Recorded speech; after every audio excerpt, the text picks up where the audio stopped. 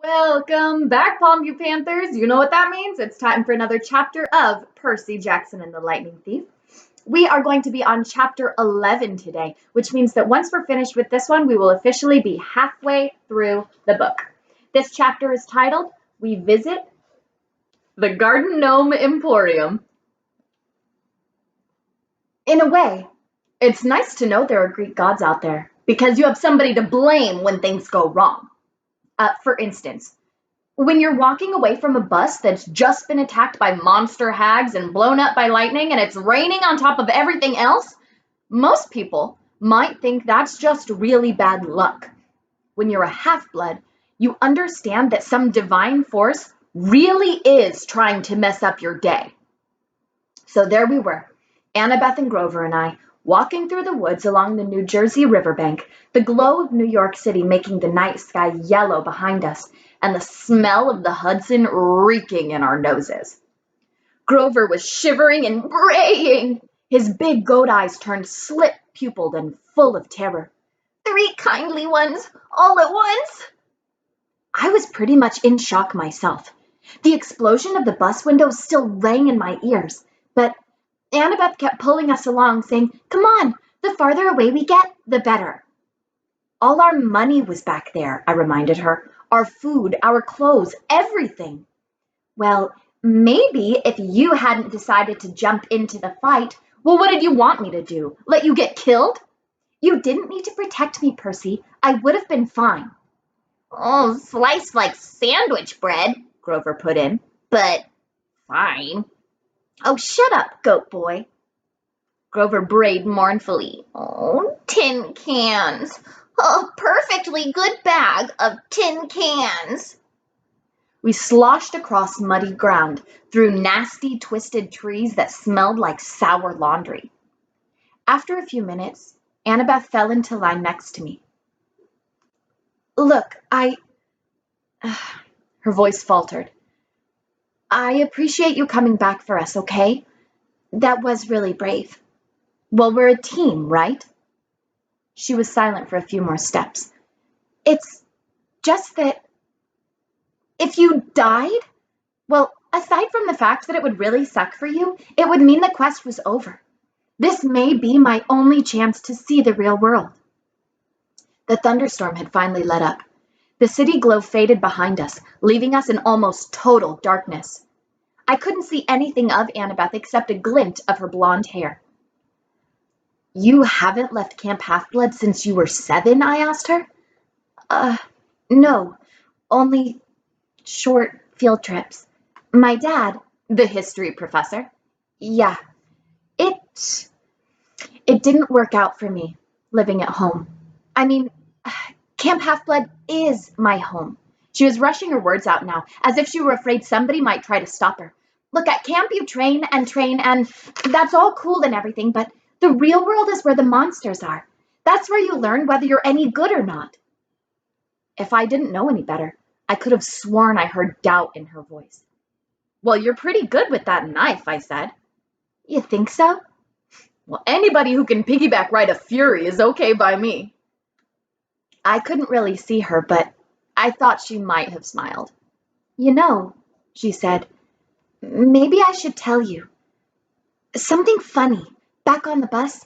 Well, whatever she was about to say was interrupted by a shrill toot toot toot, like the sound of an owl being tortured. "Hey, my reed pipes still work," Grover cried. "If I could just remember a Find Path song, we could get out of these woods." He puffed out a few notes, but the tune still sounded like Hilary Duff. Instead of finding a path, I immediately slammed into a tree and got a nice-sized knot on my head. Add to the list of superpowers I did not have: infrared vision.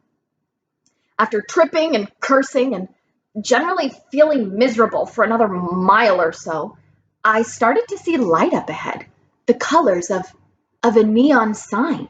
I could smell food, fried, greasy, excellent food. I realized I hadn't eaten anything unhealthy since I'd arrived at Half-Blood Hill, where we lived on grapes, bread, cheese, and extra lean-cut, nymph-prepared barbecue.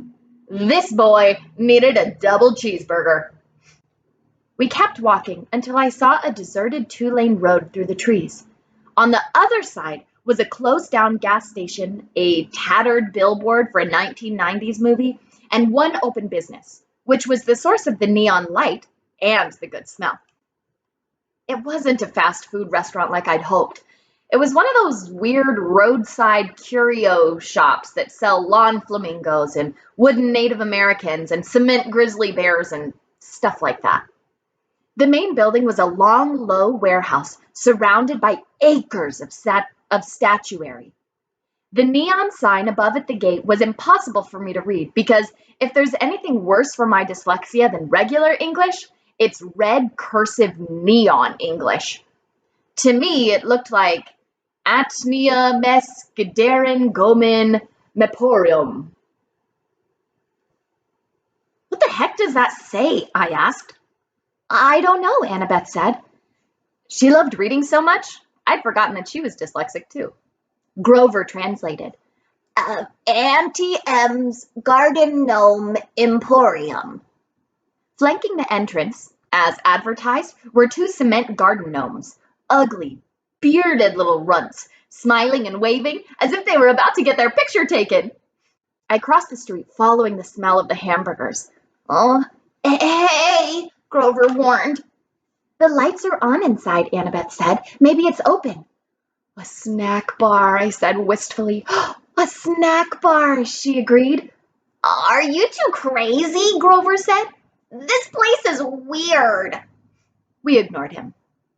The front lot was a forest of statues, cement animals, cement children, even a cement satyr playing the pipes, which gave Grover the creeps. He bleated. It looks like my Uncle Ferdinand. We stopped at the warehouse door. Don't knock, Grover pleaded. I smell monsters.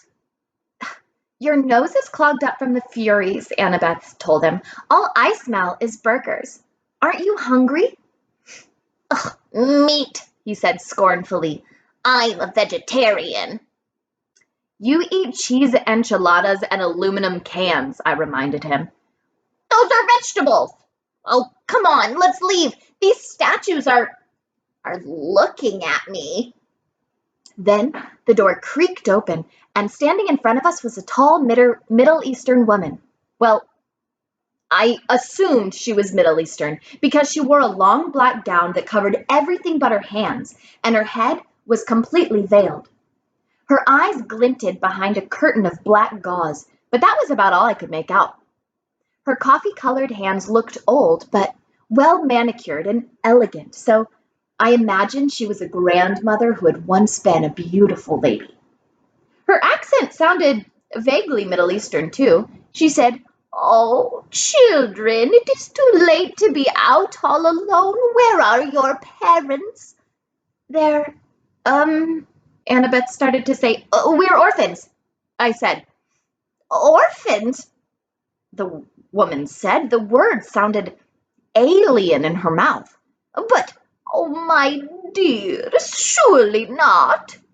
We got separated from our caravan, I said. Our circus caravan. The ringmaster told us to meet him at the gas station if we got lost, but he may have forgotten, or maybe he meant a different gas station. Anyway, we're lost. Is that food I smell? Oh, my dears, the woman said. You must come in, poor children. Oh, I am Auntie M. Go straight through to the back of the warehouse, please. There is a dining area. We thanked her and we went inside.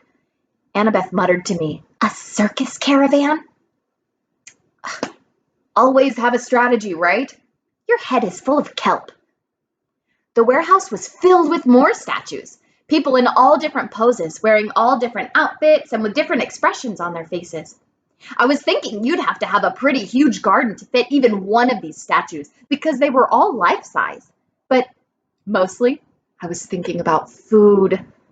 Go ahead, call me an idiot for walking into a strange lady's shop just because I was hungry, but I do impulsive stuff sometimes. Plus, you've never smelled Auntie M's burgers. The aroma was like laughing gas in the dentist's chair It made everything else go away. I barely noticed Grover's nervous whimpers, or the way the statue's eyes seemed to follow me, or the fact that Auntie Em had locked the door behind us. All I cared about was finding the dining area. And sure enough, there it was at the back of the warehouse, a fast food counter with a grill, a soda fountain, a pretzel heater, and a nacho cheese dispenser. Everything you could want, plus a few steel picnic tables out front. Oh, please, sit down, Auntie Em said. Awesome, I said. Grover said reluctantly. We don't have any money, ma'am. Before I could jab him in the ribs, Auntie Em said, Oh, no, children. No money. This is a special case, yes? It is my treat for such nice little orphans. Thank you, ma'am, Annabeth said. Auntie Em stiffened, as if Annabeth had done something wrong, but then the old woman relaxed just as quickly, so I figured it must have been my imagination. Oh, quite all right, Annabeth. You have such beautiful gray eyes, child. Only later did I wonder how she knew Annabeth's name, even though we had never introduced ourselves. Our hostess disappeared behind the snack counter and started cooking. Before we knew it, she brought us plastic trays heaped with double cheeseburgers, vanilla shakes, and extra large servings of French fries. I was halfway through my burger before I remembered to breathe. Annabeth slurped her shake, and Grover picked at the fries and eyed the tray's wax paper lining as if he might go for that, but he still looked too nervous to eat. What's that hissing noise? He said. I listened, but I didn't hear anything. Annabeth shook her head. Hissing? Auntie Em asked. Perhaps you hear the deep fryer oil. You have keen ears, Grover. I take vitamins for my ears. That's admirable, she said. But please relax. Auntie Em ate nothing. She hadn't taken off her headdress, even to cook, and now she sat forward and interlaced her fingers and watched us eat. It was a little unsettling, having someone stare at me when I couldn't see their face. But I was feeling satisfied after the burger and a little sleepy, and I figured the least I could do was try to make small talk with our hostess. So, you sell gnomes? I said, trying to sound interested. Oh, yes, Auntie Em said, and animals, and people, anything for the garden. Custom orders. Statuary is very popular, you know. A lot of business on this road? Oh, not so much, no. Well, since the highway was built, most cars, they do not go this way now. I must cherish every customer I get. My neck tingled, as if somebody else was looking at me. I turned, but it was just a statue of a young girl holding an Easter basket. The detail was incredible, much better than you see in most garden statues, but something was wrong about her face. It looked as if she were startled or even terrified. Ah, Auntie Em said sadly. You notice some of my creations do not turn out well. They are marred. They do not sell. The face is the hardest to get right. Always the face. You make these statues yourself? I asked. Oh, yes. Once upon a time, I had 2 sisters to help me in the business, but they have passed on, and Auntie Em is alone. I have only my statues. This is why I make them, you see. They are my company. The sadness in her voice sounded so deep and so real, I couldn't help feeling sorry for her. Annabeth had stopped eating. She sat forward and said, 2 sisters? It's a terrible story, Auntie Em said. Not one for children, really. You see, Annabeth, a bad woman, was jealous of me long ago when I was young. I had a a boyfriend, you know, and this bad woman was determined to break us apart. She caused a terrible accident. My sisters stayed by me. They shared my bad fortune for as long as they could, but eventually they passed on. They faded away. I alone have survived, but at a price. Such a price. I wasn't sure what she meant, but I felt bad for her. My eyelids kept getting heavier, and my full stomach was making me sleepy. Poor old lady. Who would want to hurt somebody so nice? Percy! Annabeth was shaking me to get my attention. Maybe we should go. I mean, the ringmaster will be waiting. She sounded tense. I wasn't sure why. Grover was eating the waxed paper off the tray now, but if Auntie Em found that strange, she didn't say anything. Such beautiful gray eyes, Auntie Em told Annabeth again. My, yes. It has been a long time since I've seen gray eyes like those. She reached out as if to stroke Annabeth's cheek, but Annabeth stood up abruptly.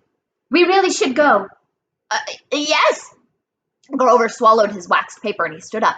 The ringmaster is waiting, right? I didn't want to leave. I felt full and content. Auntie Em was so nice. I wanted to stay with her for a while. Oh, please, dear, Auntie Em pleaded. I so rarely get to be with children. Before you go, won't you at least sit for a pose? A pose? Annabeth asked warily. A photograph. I will use it to model a new statue set. Children are so popular, you see. Everybody loves children. Annabeth shifted her weight from foot to foot. I don't think we can, ma'am. Come on, Percy. Well, sure we can, I said. I was irritated with Annabeth for being so bossy, so rude to a lady who had just fed us for free. It's just a photo, Annabeth. What's the harm? Yes, Annabeth, the woman purred. No harm. I could tell Annabeth didn't like it, but she allowed Auntie Em to lead us back out the front door into the garden of statues. Auntie Em directed us to a park bench next to the stone satyr. Now, she said, I'll just position you correctly. The young girl in the middle, I think, and the two young gentlemen on either side. Not much light for a photo, I remarked. Oh, enough, Auntie Em said. Enough for us to see each other, yes? Oh, where's your camera? Grover asked. Auntie Em stepped back, as if to admire the shot. Now, the face is the most difficult. Can you smile for me, please? A large smile. Grover glanced at that cement satyr next to him and mumbled, That sure does look like Uncle Ferdinand. Grover, Auntie Em chastised. Look this way, dear. She still had no camera in her hands. Percy, Annabeth said. Some instinct warned me to listen to Annabeth, but I was fighting that sleepy feeling, the comfortable lull that came from the food and the old lady's voice. I will just be a moment, Auntie Em said. You know I can't see you very well with this cursed veil. Percy, something's wrong, Annabeth insisted. Wrong, Auntie Em said, reaching up to undo the wrap around her head. Not at all, dear. I have such noble company tonight. What could be wrong? That is Uncle Ferdinand, Grover gasped. Look away from her, Annabeth shouted. She whipped her Yankees cap onto her head and she vanished. Her invisible hands pushed Grover and me both off of the bench. I was on the ground, looking at Auntie Em's sandaled feet. I could hear Grover scrambling off in one direction, Annabeth in another, but I was too dazed to move. Then I heard a strange rasping sound above me. My eyes rose to Auntie Em's hands, which had turned gnarled and warty, with sharp bronze talons for fingernails. I almost looked higher, but somewhere off to my left, Annabeth screamed, No, don't! More rasping, the sound of tiny snakes right above me from about where Auntie Em's head would be. Run! Grover bleated. I heard him racing across the gravel, yelling, Maya! to kickstart his flying sneakers. I couldn't move. I stared at Auntie M's gnarled claws and tried to fight the groggy trance that the old woman had put me in. Oh, such a pity to destroy a handsome young face, she told me soothingly. Stay with me, Percy. All you have to do is look up. I fought the urge to obey. Instead, I looked to one side and saw one of those glass spheres that people put in gardens, a gazing ball. I could see Auntie M's dark reflection in the orange glass. Her headdress was gone, revealing her face as a shimmering pale circle, but her hair was moving, writhing like serpents. Auntie M. Auntie M. How could I have been so stupid? Think, I told myself, how did Medusa die in the myth? But I couldn't think. Something told me that in the myth, Medusa had been asleep when she was attacked by my namesake, Perseus. She wasn't anywhere near asleep now. If she wanted, she could take those talons right now and rake open my face. The gray-eyed one did this to me, Percy, Medusa said, and she didn't sound anything like a monster. Her voice invited me to look up, to sympathize with the poor old grandmother. Annabeth's mother, the cursed Athena, turned me from a beautiful woman into this. Don't listen to her, Annabeth's voice shouted somewhere in the statuary. Run, Percy! Silence, Medusa snarled. Then her voice modulated back to a comforting purr. Oh, you see why I must destroy the girl, Percy. She is my enemy's daughter. I shall crush her statue to dust. But you, dear Percy, you need not suffer. No, I muttered. I tried to make my legs move. Do you really want to help the gods? Medusa asked. Do you understand what awaits you on this foolish quest, Percy? What will happen if you reach the underworld? Do not be a pawn of the Olympians, my dear. You would be better off as a statue. Less pain, less pain. Percy! Behind me, I heard a buzzing sound, like a 200-pound hummingbird in a nosedive. Grover yelled, "Duck!" I turned, and there he was in the night sky, flying from 12 o'clock with his winged shoes fluttering. Grover, holding a tree branch the size of a baseball bat. His eyes were shut tight, his head twitched from side to side. He was navigating by ears and nose alone. "Duck!" he yelled again. "I'll get her!" That finally jolted me into action. Knowing Grover, I was sure he'd miss Medusa and hit me. I dove to one side. Thwack! At first, I figured it was the sound of Grover hitting a tree. But then Medusa roared with rage. "You miserable satyr!" she snarled. "I'll add you to my collection." "That was for Uncle Ferdinand!" Grover yelled back. I scrambled away and hid in the statuary while Grover swooped down for another path. Ker-whack! "Ah!" Medusa yelled, her snake hair hissing and spitting. Right next to me, Annabeth's voice said, "Percy!" I jumped so high my feet nearly cleared a garden gnome. "Don't do that! Jeez!" Annabeth took off her Yankees cap and became visible. "You have to cut her head off." "What? Are you crazy? Let's get out of here." "Medusa is a menace. She's evil. I'd kill her myself, but..." Annabeth swallowed, as if she were about to make a difficult admission. "But you've got the better weapon. Besides, I'd never get close to her. She'd slice me to bits because of my mother. You've got a chance." "What? I can't." "Look, do you want her turning more innocent people into statues?" She pointed to a pair of statued lovers, a man and a woman with their arms around each other, turned to stone by the monster. Annabeth grabbed a green gazing ball from a nearby pedestal. "A polished shield would be better." She studied the sphere critically. "The convexity will give some distortions. The reflection size should be off by a factor of..." "Would you speak English?" "I am." She tossed me the glass ball. "Just look at her in the glass. Never look at her directly." "Hey guys!" Grover yelled somewhere above us. "I think she's unconscious." Maybe not," Grover corrected. He went in for another pass with the tree branch.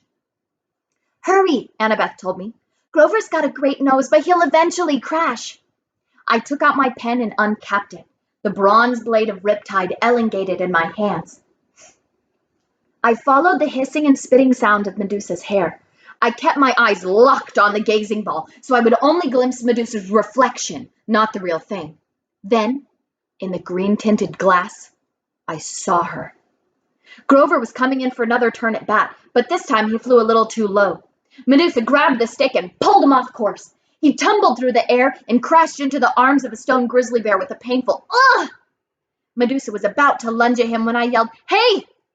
I advanced on her, which wasn't easy, holding a sword and a glass ball. If she charged, I'd have a hard time defending myself.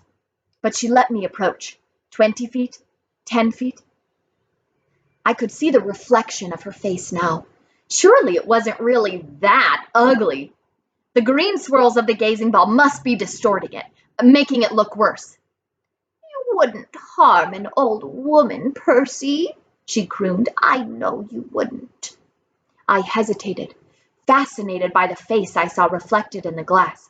The eyes that seemed to burn straight through the green tint, making my arms go weak. From the cement grizzly, Grover moaned, "Percy, don't listen to her!" Medusa cackled. Too late! She lunged at me with her talons. I slashed up with my sword. I heard a sickening schlock and then a hiss like wind rushing out of a cavern. The sound of a monster disintegrating. Something fell to the ground next to my foot. It took all of my willpower not to look. I could feel warm ooze soaking into my sock, little dying snakeheads tugging at my shoelaces. "Oh, yuck," Grover said.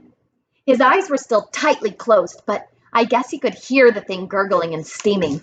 "Mega yuck." Annabeth came up next to me, her eyes fixed on the sky. She was holding Medusa's black veil. She said, "Don't move."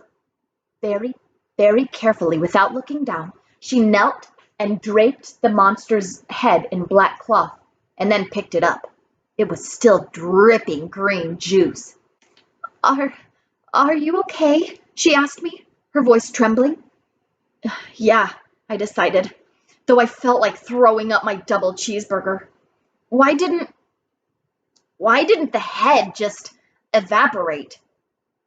"Once you sever it, it becomes a spoil of war," she said. "Same as your minotaur horn, but don't unwrap the head. It can still petrify you." Grover moaned as he climbed down from the grizzly statue. He had a big welt on his forehead. His green cap hung by one of his little goat horns, and his fake feet had been knocked off with his hooves. The magic sneakers were flying aimlessly around his head. "The Red Baron," I said. "Good job, man." He managed a bashful grin.